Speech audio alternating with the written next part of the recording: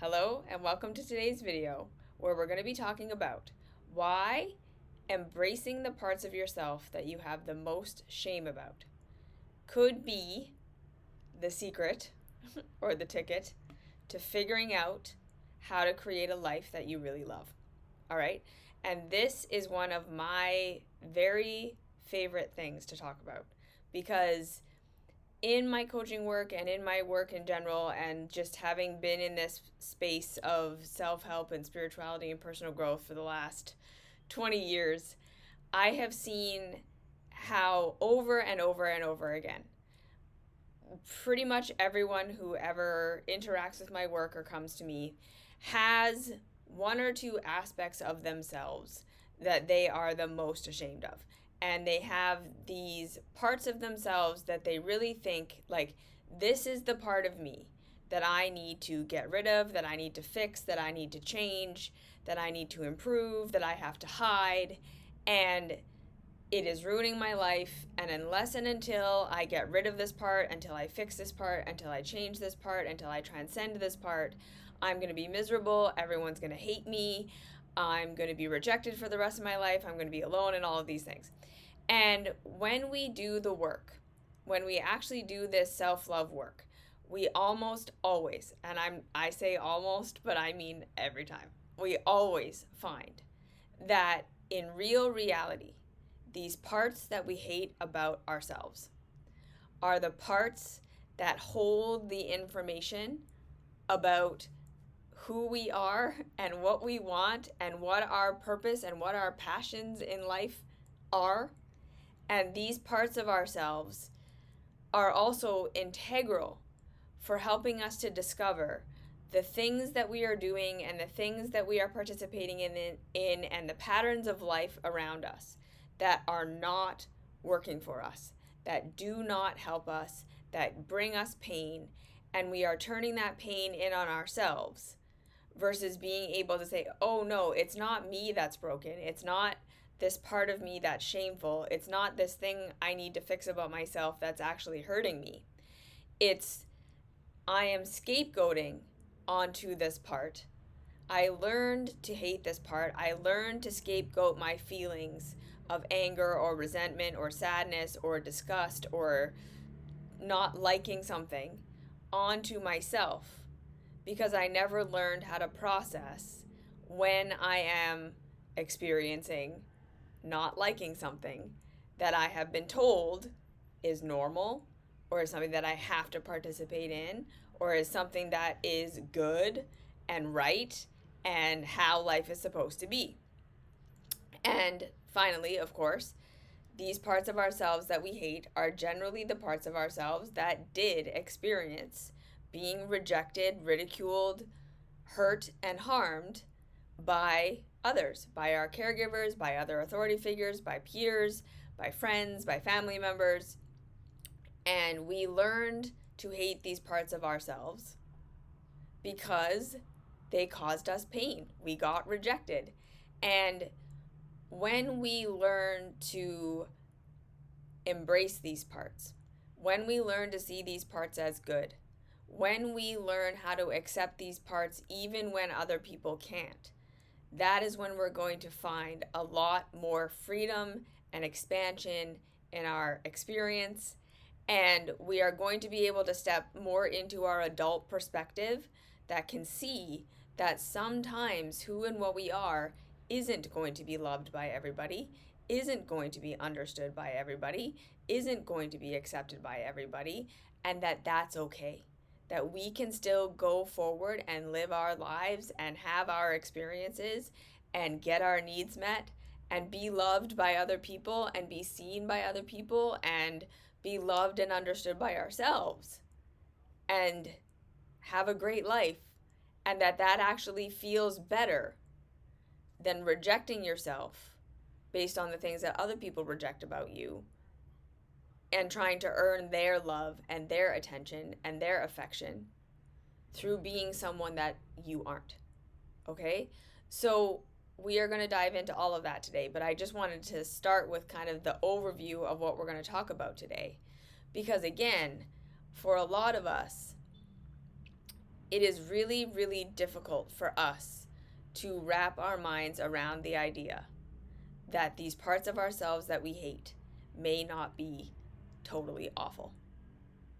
It is really, really hard for us to accept that these parts of ourselves that we have either been indoctrinated into hating for our entire lives, or these parts of ourselves that really do cause us pain, that drive us to do things that are self-destructive and chaotic, could possibly be good, right? And we all think that. We all have that idea in our head that these bad parts about myself, these things that I hate about myself, are objectively bad, right? Maybe what Ali is saying about all parts of ourselves being good, and all parts of ourselves being worthy of love, and all parts of ourselves just trying to help us, is true for other people, is true for everybody else. Maybe I can see it for all the other people in my life, or all the other people that she might be talking to. But for me, my thing, my bad part, my bad characteristics, my bad habits, these things are really, truly awful and shameful and embarrassing. And if I were to ever reveal them to anyone else, they would say the same thing. And I really do need to get rid of this part of myself. Okay, so the first thing that I really want to talk about with this topic is that, again, we live in a culture that thrives on us having these insecurities. Okay? We live in a culture that thrives on us having these insecurities. That is how our economy is set up. Pretty much everything that is sold to us is sold to us through the lens of you are in pain in some way. That pain, on some level, is your fault. You are the cause of that pain. It is because of an inadequacy in you, a flaw in you, a thing you're not doing, a thing you're not achieving, a thing you aren't, or you are too much of something, you have too much of something, you need to get rid of these things, you have bad habits, you have coping mechanisms, you have things that you do that cause yourself harm and that cause other people harm. And we're either going to sell you something based on the idea that it can fix you, it can change you, it can make you different, or we're going to sell you something based on the idea that it will like numb that pain and make it feel less, and it will stimulate you, and it will make you more acceptable and more kind of normal, or right, it'll just numb the pain. And this culture that we live in of you can never be consuming enough, you can never be doing enough, and you can never be enough is thriving on the idea, on the reality that most of us have parts of ourselves that we absolutely hate, that we think are the worst, and that we are trying to fix or that we are trying to escape all the time. Okay? So it is not your fault if you go out into the world and you might listen to something that I'm saying here, that like all of our parts are good and all of our parts are trying to help us, and there's innocence in everything that we do, and if we can just embrace all of our parts, we're going to be happy and we're going to find our purpose and all of these things. You might hear that, right? And you listen to this for 5 minutes and click away, or you listen to the whole thing, whatever it is. You read a post. It feels good for a second.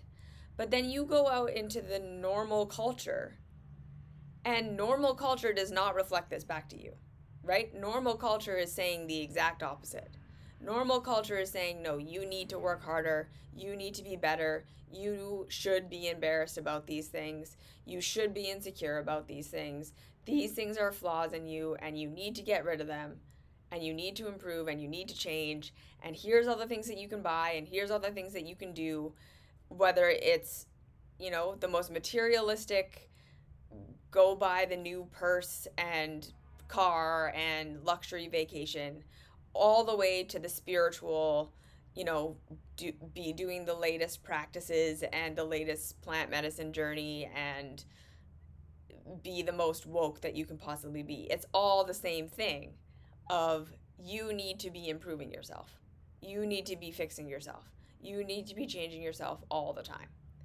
And if you are in pain, if you are struggling, if you don't feel good, it is because of these bad parts of you that you need to fix and that you need to change.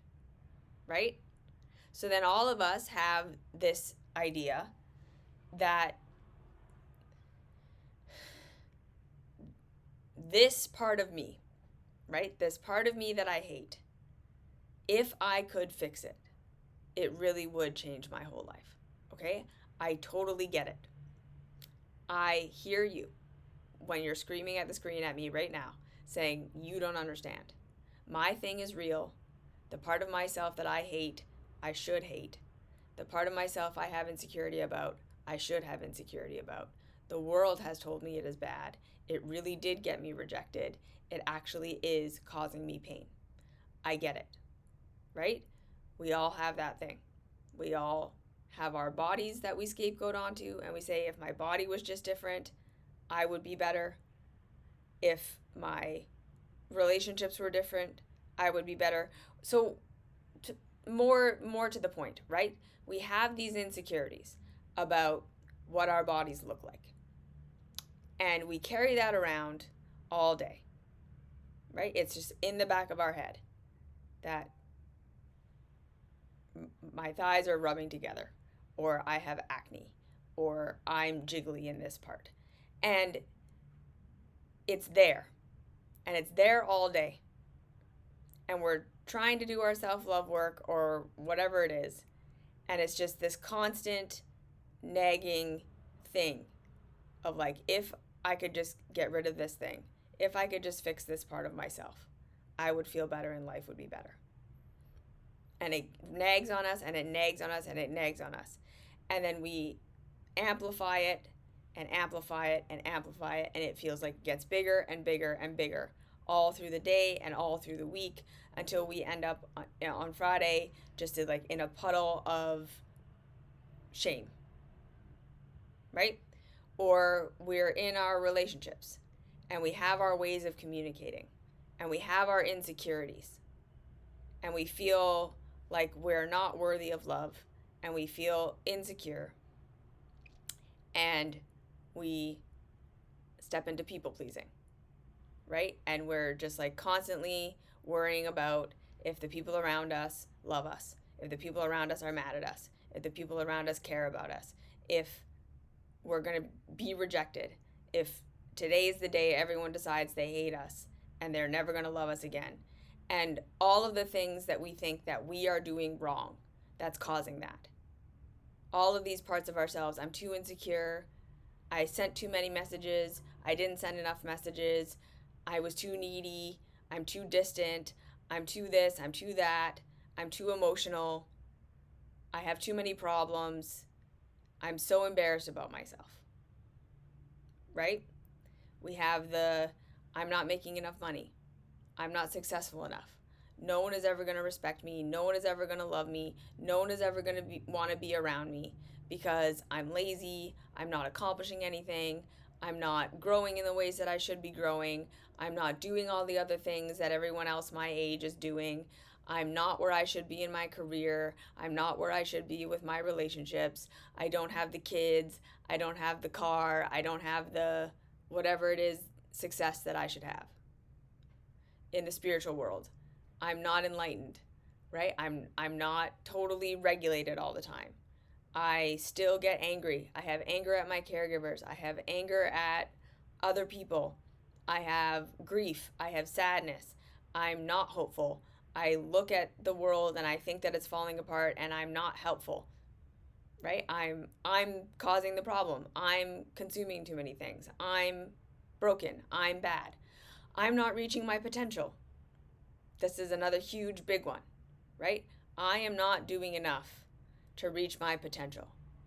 I have this thing that I know that I should be doing, that I know that I should be expressing, this thing that I need to be exhibiting in the world, and I'm not doing it enough. I'm not it enough. I'm not practicing enough. I'm not performing enough. I'm not leveling up enough. Everyone around me is doing so much better than me, and I'm so behind, and I suck. Right? We all have these things that we just feel deep shame. And then last thing is our habits. A lot of us have these things, these habits that we do that we are just totally ashamed of, right? Our binge eating, our people-pleasing behaviors, our numbing out in front of the computer and scrolling all night, our screaming matches with our partners, our ways that we cope, that we numb, that we stimulate ourselves. And we feel like if people were to find out what we were really like, if people were to find out what we are really doing behind closed doors, they would be like, oh, you're an awful person. You don't deserve love. We are so ashamed of who we are and how we're feeling. And then this creates a situation where we tend to overcompensate, right? Where we go out into the world and we try really hard to be what other people want us to be. We try really hard to hide these parts of ourselves. We're working all day, again, to either change ourselves, to try to make ourselves something that we aren't, or we're working to try to get rid of a thing. And it's just this crazy 8 cycle of self-improvement, and then we fall off the wagon, and it seems like our bad habit or our bad trait comes out, and then we get rejected, or we get denied, or we get criticized, or we hurt ourselves, we hurt someone else, and we are just like so ashamed of ourselves, and then we try to get rid of it, and we try to fix it, and then it comes out again, and then shame, change, shame, change, and we just circle and circle and circle. And every time we go on a bender of the thing we're really embarrassed about, we say, this is the last time, right? I'm never going to do this again. I'm never going to express this again. I'm going to get my shit together on Monday. I'm never going to be like this again. And then we try, we get our shit together on Monday, and by Friday we're falling apart. You see? And it's this shame spiral that so many of us are caught in, that we don't even realize is a cycle that's going nowhere, right? This cycle of hating these parts of ourselves, trying to fix and get rid of these parts of ourselves, trying to suppress these parts of ourselves, saying, okay, I'm never going to do that again. And then it coming out, and then some bad thing happening because it came out, and then we try again, and then it comes out, and then we try again, and then it comes out, and then it tries. Every time we say this is the last time, we really believe it's the last time. Every time we get on the diet, we think this is the one that's going to work. Every time we think, okay, I'm just going to stand up for myself in my relationships and stop being a people pleaser, we really think that. Every time we get off the substance, we really think we're never going to take it again. And then we do. And then we do. And then we do. And we just think we're failing. So now we not only have shame about these parts of ourselves and these things that we do, we also then have shame that we can't fix it and that we can't get rid of it. And the negative consequences just seem so overblown in our minds when we exhibit these things that it just feeds into this idea that, see, even more proof.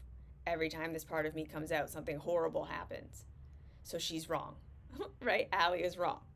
With me and my bad part and my bad thing, it really actually is bad. And I really do need to get rid of it because it causes damage and it gets me rejected and it gets me hurt, or I hurt other people. And it really is bad because we're in that state of trying to suppress it so much. Okay? So that is usually the cycle that most people are in. That I'm going to suppress it, and then it's going to explode, and then I try and suppress it, and then it's going to explode, and then I try and suppress it, and then it's going to explode, and over and over and over again. It just gets worse and worse and worse. And that's the shame spiral. That's the same shame cycle. And what I try to work with people on in my coaching and in my mystery school and with all of these videos is to realize that if we actually want something to change, we have to change the way that we are approaching these parts of ourselves. We have to change the way that we are approaching these things that we have shame about. We have to end the cycle of suppression and explosion and suppression and explosion if we ever want to see anything shift. Okay? Because it's what Albert Einstein said. Insanity is doing the same thing over and over again and expecting different results. And again, this is one of the hardest parts about this, is that most of us truly believe when we are on the other side of the suppression and then the explosion, that new thing that we're going to do to suppress it, we really truly believe that is something new. Okay? Most people aren't able to pause and observe and realize, okay, I'm about to do the cycle again. They really think, no, this time, this new thing that I'm going to do to get rid of this part of myself or to grow into this thing that I need to is really going to work. I'm going to get on my routine. I'm going to be practicing my skill. I'm going to get into the gym. I'm going to change the diet. I'm going to change the way that I speak. I'm going to set my boundaries. I'm going to do what I'm going to do. And we truly believe it's different every time we get back on track. Right? So I really want to encourage you today to see that if what you're doing is, I'm going to fix this, right? You just had this thing that you're ashamed of. You suppressed it for as long as you could. It exploded. Now you're embarrassed. Something terrible happened. You feel bad. You're stuck in shame. And you're like, okay, I'm not ever going to do that again. And you're in that phase of I'm not ever going to do that again. I want you to catch yourself. Because that is where the cycle just restarts. That moment. I just had the suppression. It exploded. I had the negative repercussions. I'm even more ashamed than I was before. And I'm never going to do it again. Right there. That's where I want you to notice that the cycle starts. And that's where we want to break the cycle. Okay? That is the moment we need to break the cycle. When we are about to go back into suppression, we need to break the shame cycle. And the way we break the shame cycle is by starting to say, okay, I need to start to get curious about this habit that I have or this part of myself that I hate, and how this habit is helping me and what this part of me actually wants and actually needs and actually is. This is the hardest part about this, but it is the most important part. And this is why I teach so often in most of my sessions. The thing we start with, that we work on building, is learning how to witness yourself. Because in order to stop this shame cycle, in order to figure out what our most shameful parts actually need and how we can support them, in order to figure out why we're doing the things that we're doing and how our habits are serving us and what we need instead, because this is where we're going. In real reality, the parts of yourself that you have shame about are either truly genuine to you and are a huge part of your real personality and your real life that you need to learn to embrace and mature and express if you're going to feel good about yourself. Whether or not the world understands you or validates you or makes it okay, you are not going to feel good until you have embraced your true self. Or it's a part of you that is stuck in immaturity, that is stuck in never having learned how to emotionally process, how to express, how to grow. So it feels embarrassing to you as an adult because it got suppressed as a child and then it never got to develop. So now we have these childlike parts that we're ashamed of, these childhood ways of moving through the world that need to be grown and matured, reparented. We have habits that are helping us, right? We have habits that are negative, that are hurting us, that are causing problems. And that can be objectively true, that our habits are negative and are hurting us.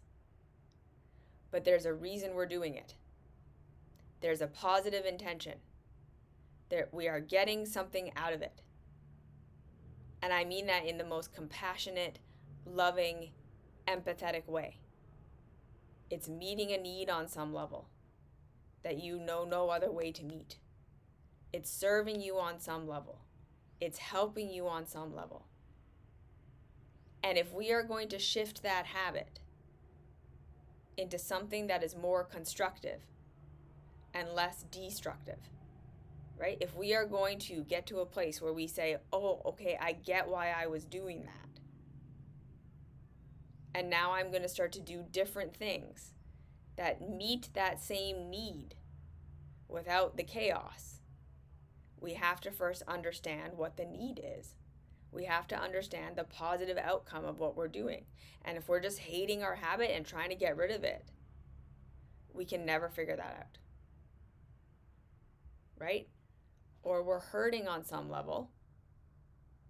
And what's really happening is the shame that we feel towards ourselves, the shame that we're projecting towards ourselves, is how we are dealing with the emotions that we have that we don't know how to feel and that we don't know how to process. Right? We're directing shame, anger, blame, and guilt in on ourselves. We're scapegoating parts of ourselves. We're blaming parts of ourselves for being bad and being the reason why we feel like shit. When really, we're angry at our caregivers, we're angry with society, we feel trapped in the way that things are, and we don't know how to say, this is upsetting me, and this is hurting me. We only know how to say, my pain must be my fault, and if I fix myself, everything will feel better. If we don't learn how to witness ourselves, if we don't learn how to witness the shame spiral, and how to interrupt it with curiosity and compassion, we are never going to be able to break the shame spiral. And then we just stay stuck in these cycles of trying to fix about ourselves what isn't broken. Self-awareness is the key, but it's incredibly difficult because you have to literally hack your own perception. Because again, right now, most of us are walking around truly believing that the way that we see things, the way we perceive things, is fact. We truly believe that I am seeing my flaws clearly, I am seeing my habits clearly, and these things are just inherently bad and wrong and shameful and harmful. And I have to get rid of them. And we truly believe that the things that we are doing to get rid of them are different and are going to work this time. And that when we achieve our goal of changing and fixing ourselves, that everything is going to be better. We have that perception, and we have that filter, that perceptual filter that says, right, you've always been rejected because of this thing. Everyone has always hated this part of yourself. It's absolutely true that you have to get rid of this. It's absolutely true that this habit has no benefit. It's absolutely true that it's just shameful and just embarrassing and just bad. It's absolutely true that you have to fix it. And this is how most of us are walking around, right? That our perception is completely correct. How we're seeing our flaws is completely correct. How we feel about everything is completely correct. And there is absolutely no way that anything that we're perceiving could be wrong. But that is what needs to change if we're going to interrupt the cycle, is to realize that the patterns that we've been engaging in haven't been working. Okay? So right here, right now, that thing you have shame about, that part of yourself you have shame about, that habit you have shame about, I want to invite you to first consider how much effort you have put in to try to fix and change this part. How many times you have restarted the shame spiral of suppression, denial, fighting against it, trying to fix it, doing the programs, reading the books, 75 hard, cleansing, spiritual, fasting. I'm not ever going to do that again. I'm going to set boundaries. I'm going to get therapy. I'm going to do all the things. How many times have you done this? How many times have you been convinced that this next thing you're going to do to get rid of this shameful thing is going to work? I just really want you to think about that. This isn't the first time. Right? I guarantee you this isn't the first time. And I know that this feels like this is different. No, this is different. This diet is different. This mindset technique is different. But if it's still rooted in, this is the key. I need to fix this thing about myself because this thing about myself is actually bad. It's the same thing. Oh, there's a bird. And it's really trying to get in my window. Okay? If that is the root, I am going to fix this thing that is absolutely bad about me. If that is the root, this is not different. And it's going to happen the exact same way as it's always happened. You're going to do it for a little while. It's going to feel like it's working for a minute. Your pain is going to get really bad. There's going to be an explosion of that thing that you're ashamed of. There's going to be the negative consequence of that. And then you're going to start again. If that is the root, that is what the outcome is going to be.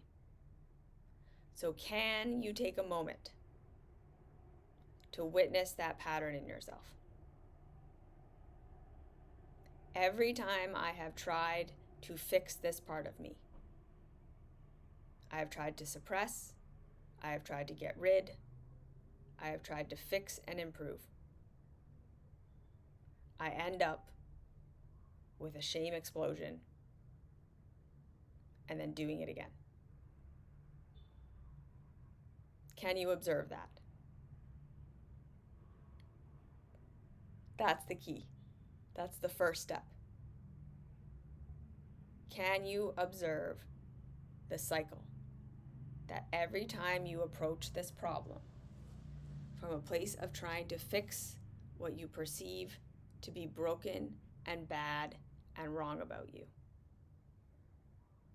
that you always end up back where you started, ashamed of yourself. Okay? Witness.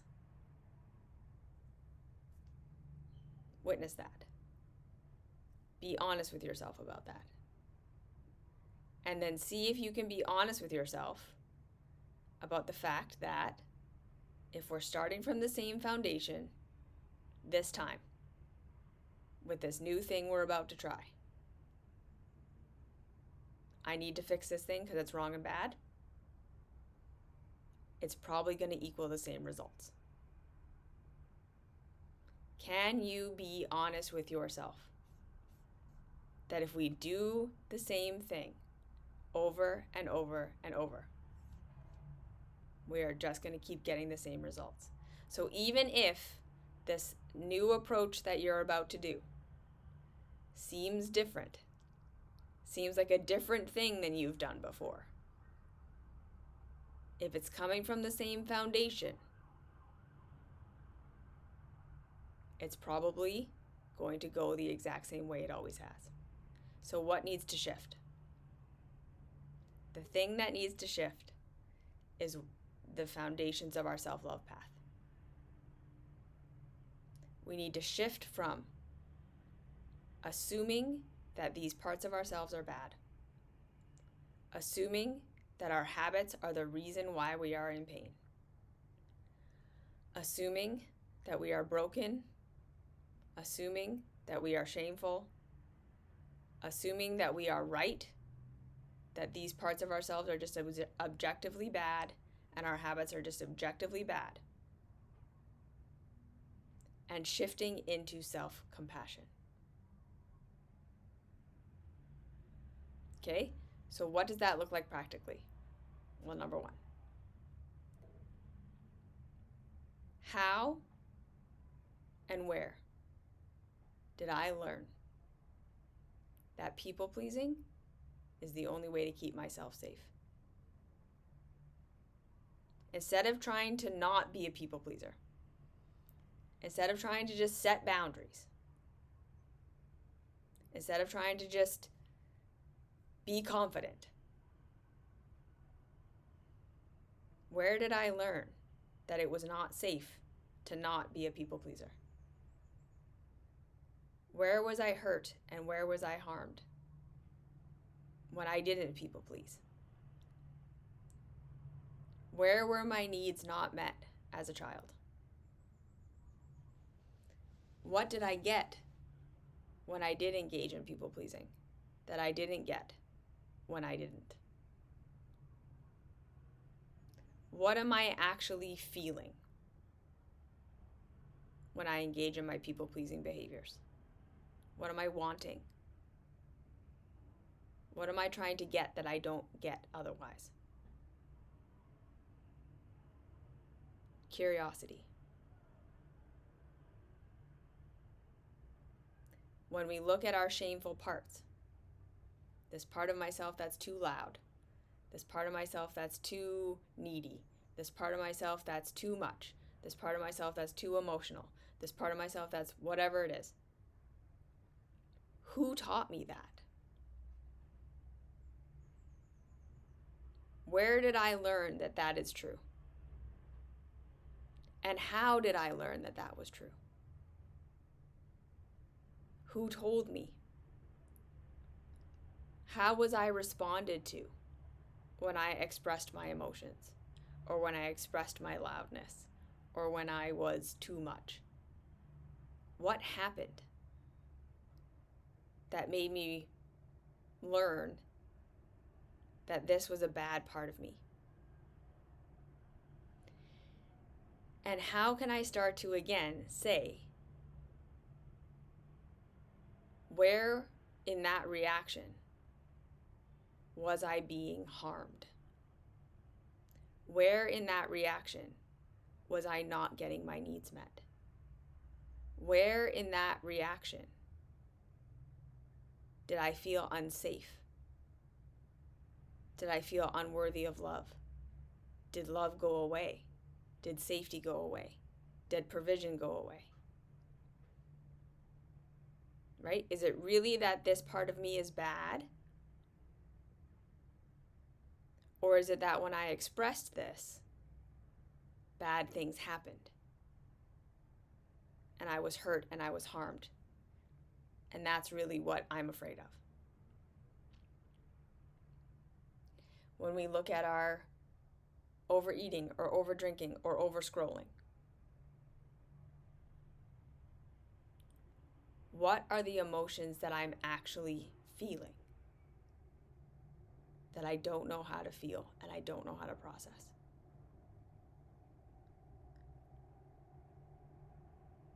And this is usually a huge, huge, huge thing for us to unpack. Where was I hurt and harmed by my caregivers? And I don't know how to be mad at them, and I don't know how to be upset, and I don't know how to express it because it was just normal. And now I'm coping with that pain, with this habit.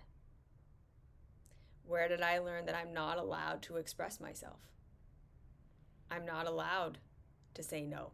I'm not allowed to have boundaries. I'm not allowed to walk away from things that are painful to me. So I have all these things in my life that are painful, and this habit is how I dissociate from that.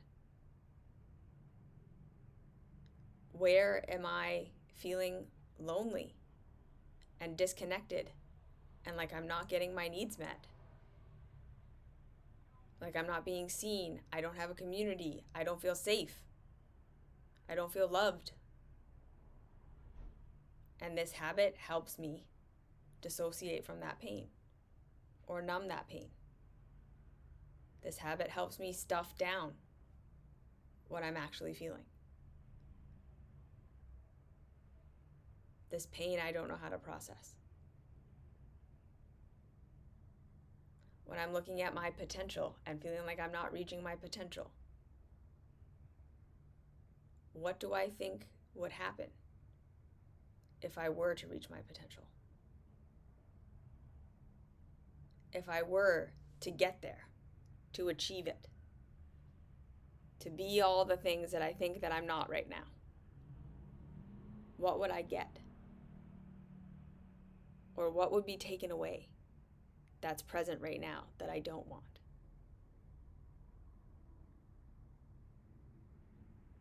What do I think this potential that I have would fulfill?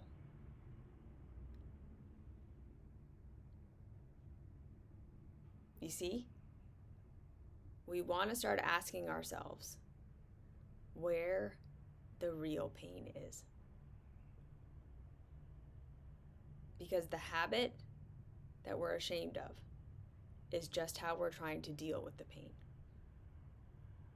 The trait that we're ashamed of is what we've associated with being treated in a way that was not okay. We're blaming ourselves for the areas where we were let down by our caregivers and by society.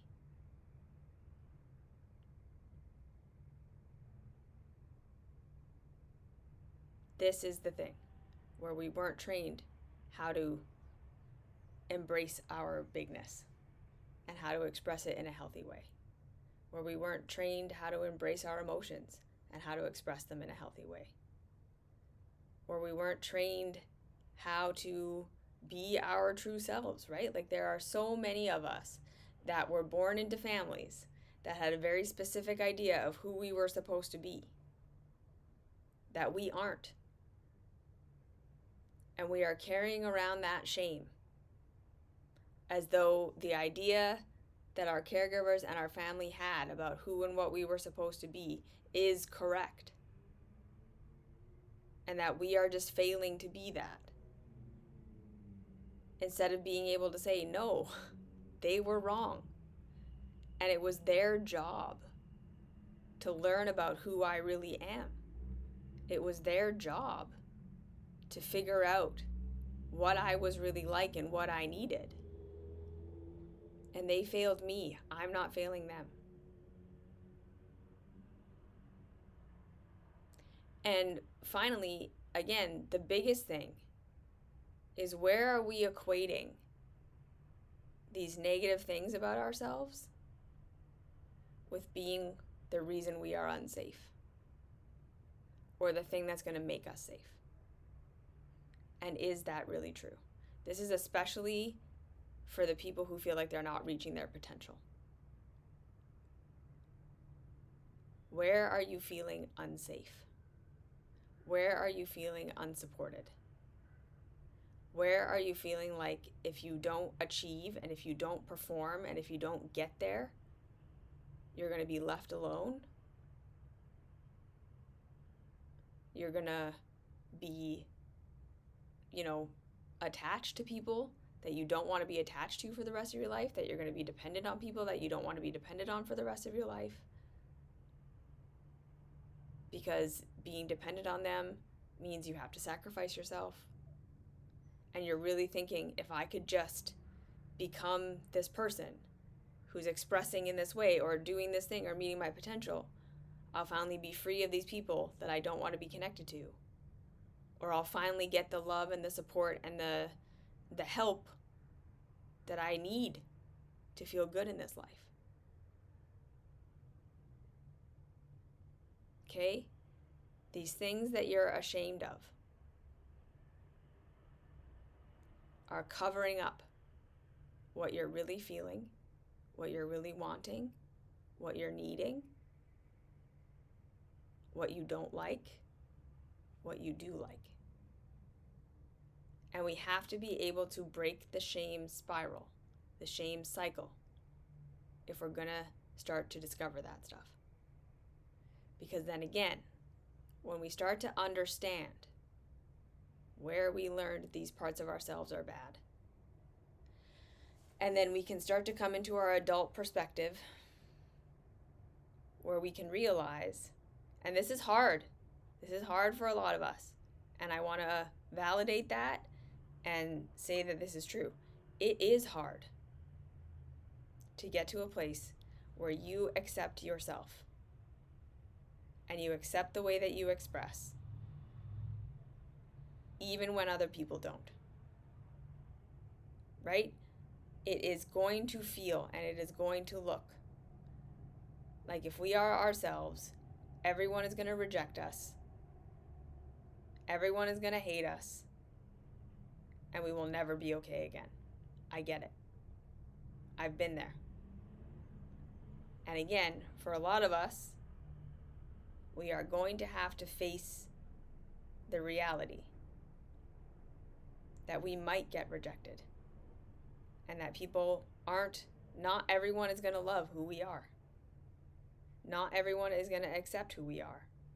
Not everyone is going to validate who we are. But as an adult,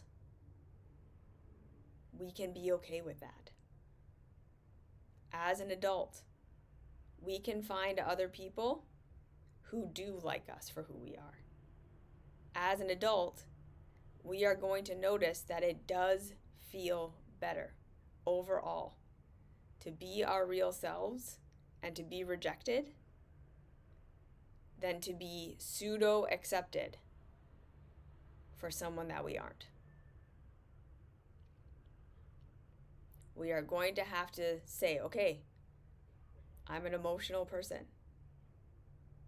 I'm a loud person. I have these needs. I have these wants. I have these likes. I have these dislikes. And it just is who I am.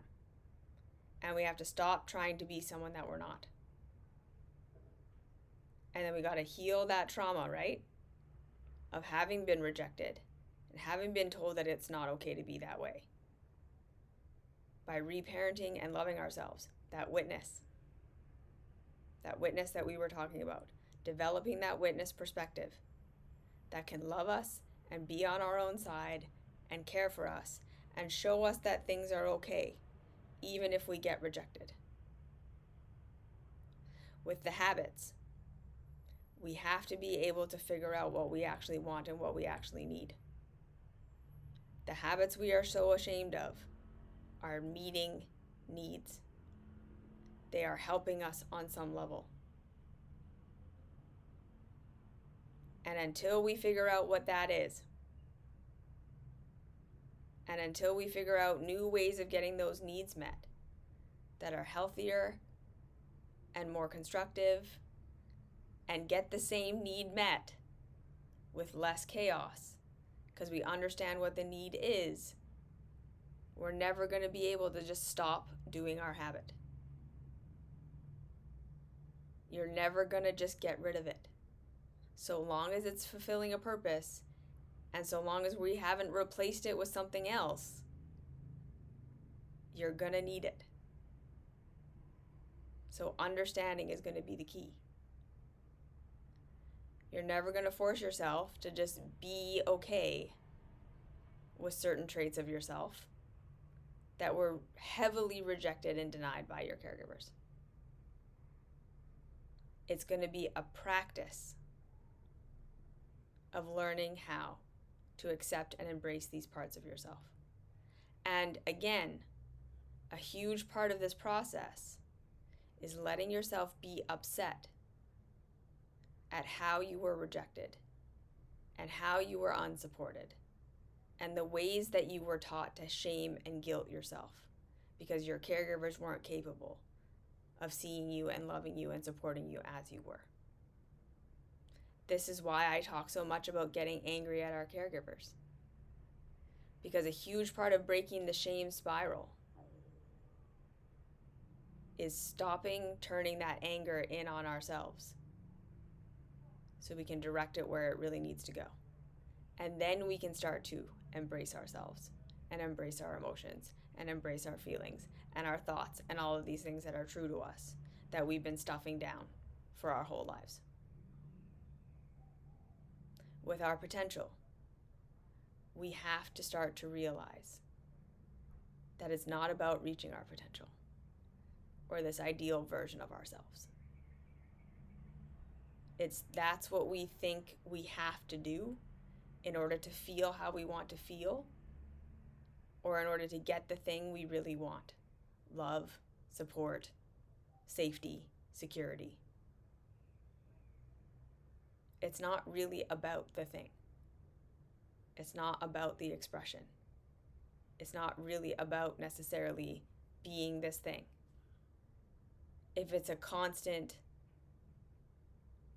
my life sucks and I am shitty because I am not reaching my potential, it's like, what do you think you would get if you were to reach your potential?